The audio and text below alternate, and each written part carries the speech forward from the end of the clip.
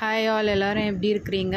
So எல்லோரும் கரெக்டாக revise பண்ணிகிட்ருப்பீங்கன்னு நினைக்கிறேன். ஃப்ரெஷராக இருக்கிறவங்க பொறுமையாகவே படிங்க. ஒரு டாப்பிக்கும் தெளிவாக வந்து நோட்ஸ் எடுங்க.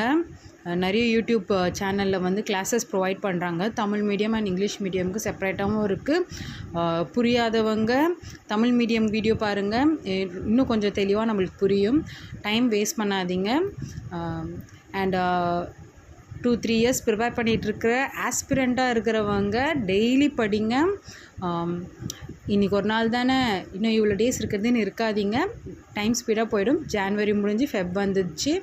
அண்ட் ஃபெப் எப்படி போகுதுன்னே தெரியாது. அந்த மாதிரி சீக்கிரமாக போயிடும். டைம் வேஸ்ட் பண்ணாதீங்க. ஸோ நான் டே 11 and 12 என்னோடய ஐஎன்எம்மை வந்து செகண்ட் டைம் ரிவைஸ் பண்ணேன். எனக்கு ரொம்ப ஈஸியாக இருந்தது. ஒரு 3 months கிராப்க்கு அப்புறமா நான் ஐஎன்எம் பிரித்து படித்து அதுக்கப்புறம் இதை செகண்ட் டைம் ரிவைஸ் பண்ணும்போது ஒரு 2 daysல வந்து நான் என்னோடய நோட்ஸை கம்ப்ளீட் பண்ணிட்டேன். அது மட்டும் இல்லாமல் பிஒய்க்யூமே நான் கம்ப்ளீட் பண்ணேன். அண்ட் கொஞ்சம் ரிலீஃபாக இருந்தது. ஒரு யூனிட்டாவது நம்ம ஒழுங்காக பார்த்துருக்குறோன்னு.